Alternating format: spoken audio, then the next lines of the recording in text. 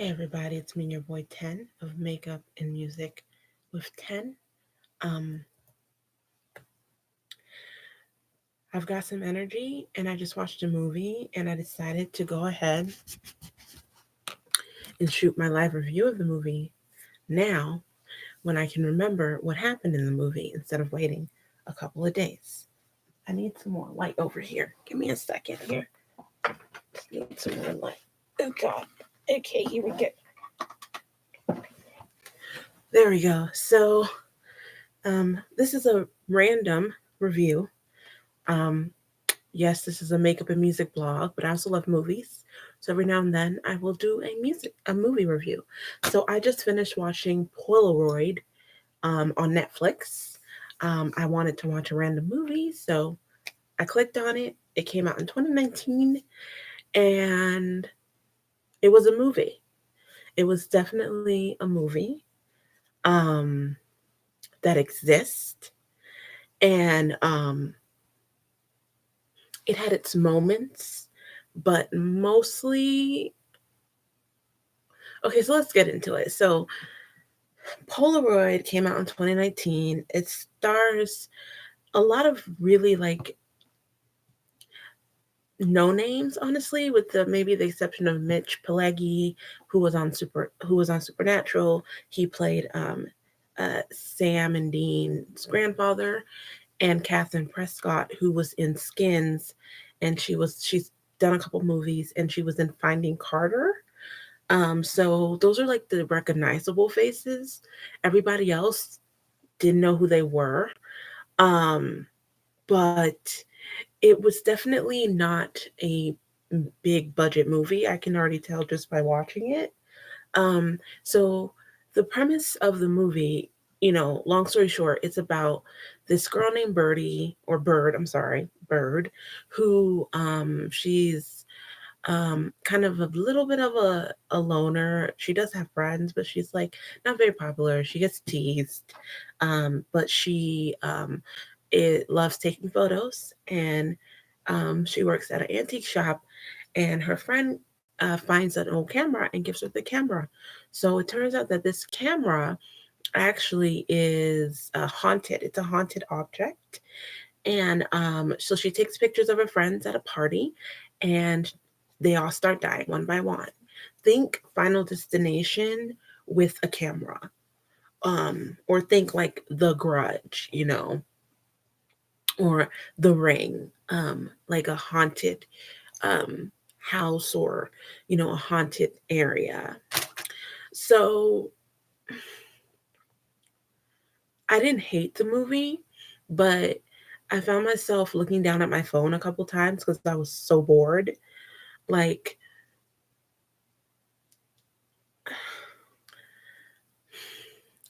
it's weird because, like, I didn't hate it, but I also didn't love it. But I don't even know how to really get into it. Okay, so let's just kind of break it down by this. Okay, so the plot, let me be honest, the plot was interesting. I think that the movie would have been better as a short film. The movie was just an hour and 45 minutes too long. I think I would have really liked it. I like the premise of like this haunted camera, this old haunted camera. I think haunted object movies can be fun and stuff. But I just was like, so many opportunities were missed. So I really like the plot. I just think the execution wasn't great. Um, I have it pulled up here, and I think it made little to nothing in the box office. It was one of those movies that like came and went, and nobody even knew about it. It was released in Brazil, and it made $2.4 million. Now, depending on how the budget is, which I'm about to look and see what the budget was, that's not bad. So,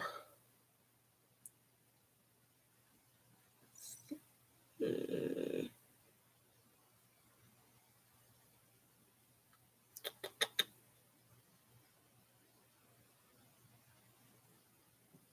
hold on, y'all. I gotta do a quick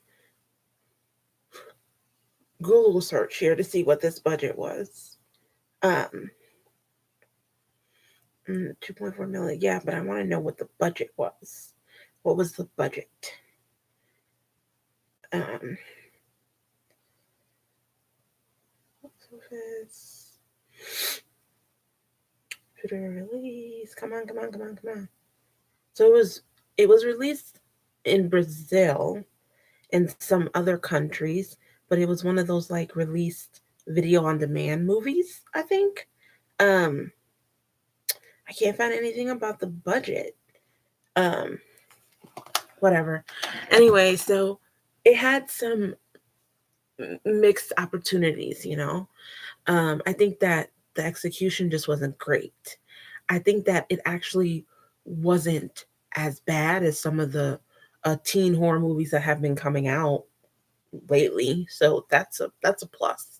Um, but I wouldn't say that I liked the movie. Um, I will say that it did the double twist thing. It was like, um, it was like, oh, this what happened. Oh, let me give you another twist. This is what happens. So I do like the double twist thing. And there's gonna be spoilers. Like, I don't know if anybody's gonna want to watch this movie, but there will be spoilers. So basically, long story short, um, lots of teens die. Maybe not a lot, but quite a few teens die, and that's a thing that happens. Um, the characters were your usual characters that you'll find in a teen horror movie, mostly white, um, bland, just bland, um, acting. Some parts I was like, "Ooh, this is good," and then some parts I was like, "You what's going on with this acting right now?" Like the one character, Connor, who's like the love interest for Bird, he looks like a off-brand Sprouse brother. And he just had this like creepy kind of, the tall, skinny, lanky with the hair, and he's a little creepy, but he's really cool. And I don't get the attraction to that type of guy in movies. Like, why is he always the guy that like our protagonist likes? And then there were two other characters. They were a couple. Oh God, the one guy who played Devin was awful. He was so bad. His girlfriend died, gets killed by the mystery thing that we don't know yet. Um, and he's like crying a little bit, and it's like, he has like little tears forming on the side. But I'm like, I'm sorry, but if you saw your girlfriend, your partner, your lover hanging from the ceiling, I need a little bit more of a reaction, okay? For the scene. Everyone reacts differently, but we're talking about this movie. For the scene, I needed more, okay? He was really bad. His pacing was off. I don't know why he was casted. He looked just like the other guy, Connor. Devin and Connor look alike. One has blonder hair. That's the only thing about it. His girlfriend didn't really know much about her other than that she's pretty. She dies. um, I know that she's dating Devin. That's it. Um, the best friend, I think her name is Casey. She's the diversity quota for the movie. She's a black girl. Um, and no disrespect to the actress, I think she did good. I just I hate that whenever there's a black girl in the movies, it's always the light skinned, ambiguous black girl. Like, she's one of those barely black girls, like blink and you'll miss it type of black girls. And I just hate that. I need more hues in the horror movies. Like, why is that always what you go for when you're looking for diversity? Another thing, she was gay. I do appreciate any queer representation, but that wasn't really built upon. There was no like real um, character development for anybody but Bird. Bird was the only one who got character development, and being that she's a lead girl, I get it. But like, nobody else had character development, so it's like, I don't give a fuck about these people. Why do I care if they die? Like, none of them were extremely like unlikable, but none of them were like extremely likable either. Like even Bird, like I love Catherine Prescott actually because I love Skins. I love her and Naomi, one of my favorite queer couplings ever. But and she was the best actress in the whole movie, but she didn't have a lot to work with. And Bird is just kind of like Bird's like Bella from like uh oh god, what's it called? Twilight. She's like the bland girl, she's pretty, but people don't like her, or they tease her and just kind of awkward. And I don't get it. Don't we want to see a different type of protagonist? Like, I would love to see a protagonist that's not like that. Like, please. But she was the best part of the movie. Okay, so let's go to the visuals. Visually, it was okay. It wasn't my favorite. The effects weren't my favorite. Um, the monster or whatever he is, he wasn't scary. He wasn't scary. There were a lot of jump scares. It was a very jump scare centric movie. Like there was, you could tell when there's bad writing and bland acting and everything's just bland, they make up for it in jump scares. So there were lots of jump scares, but none of them were like, oh my God, they didn't get me. I was sitting there just like, oh my God, I know what's going to happen. And that's fine. I can still enjoy a movie if I know what's going to happen, but it just wasn't like the thing. It looked like every generic monster that it is. It had long fingers, it was ugly, like it was bald. It kind of reminded me of The Last Key, which, funny story, the actor who did The Last Key is the actor who did this. And it just looks like the same shit. It's the same shit. Um, but it could have been really good. Visually, it could have been a really stunning film. It could have been a well acted film. It could have been really, really good. And I think that's why I always get kind of angry because there was so much potential in the movie, and it just wasn't great. Um the twist ending. Let's talk about the twist ending. And I know I said there'd be spoilers, but when I give spoilers, I still try not to like ruin everything just in case you want to watch the movie. So I try to still keep spoilers to a minimum, but there's two twist endings. So they did the like, here's what happened.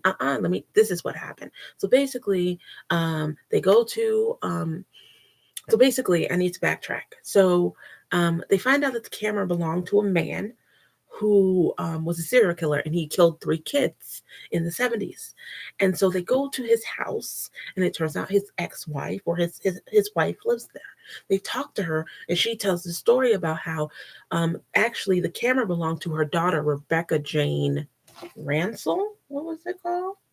Rebecca Jane Rollins, Rolson, something like that. RJS.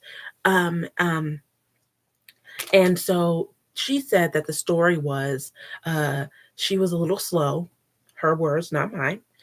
And she um, loved her camera, but she was getting teased at school.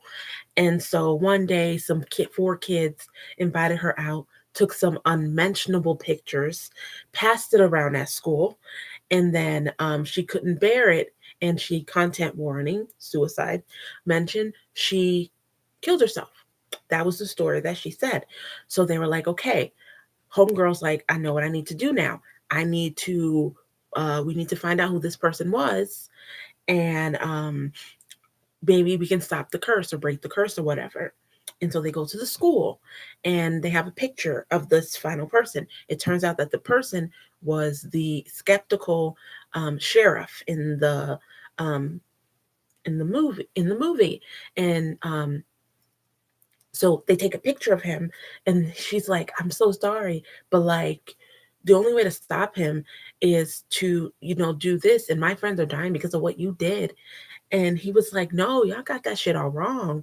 What actually happened, content warning, incest and sexual assault, is that Rebecca Jenkins' father was the one who took those pictures of her, and it is highly suggested that he was sexually abusing her, and they him and his three friends were trying to help her, were trying to save her. When he found out, the father, that they were trying to help her, he hunted them down, killed them, and then afterwards, his daughter couldn't deal with what happened, and so then she committed suicide. The timeline. And I will say that that part did get me. I did not expect that it was going to be a double twist like that. I do appreciate a good double twist. Um, but other than that, the rest of the movie was just like the run of the mill teen horror movie. It reminded me of every teen horror movie from the 90s. Like I Know What You Did Last Summer, which I love for nostalgia reasons. Is it a good movie? No. Um, so it it was fine, but it's not to the point where I want my hour and like 30 minutes back.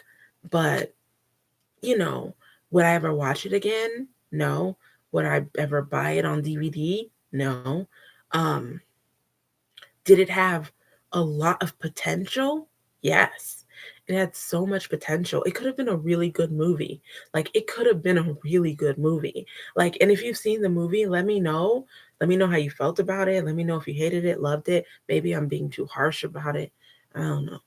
But so, long story short, it was an okay movie.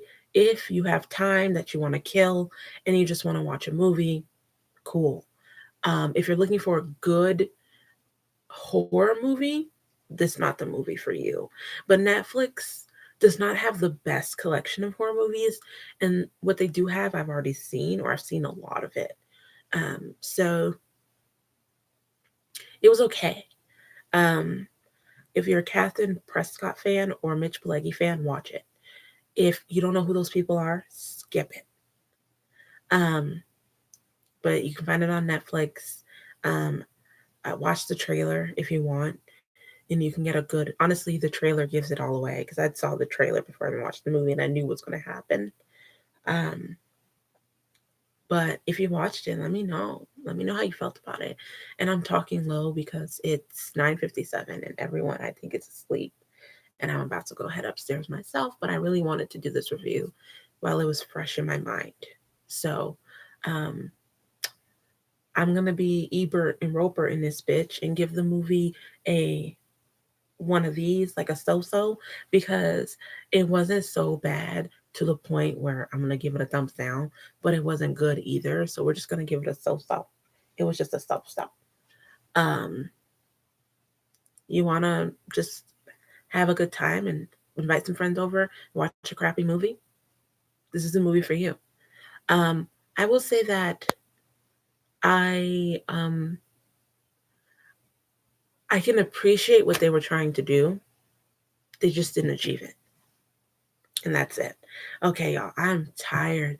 Thank you for whoever liked. Thank you for the people who watch. I really do appreciate the people who watch me.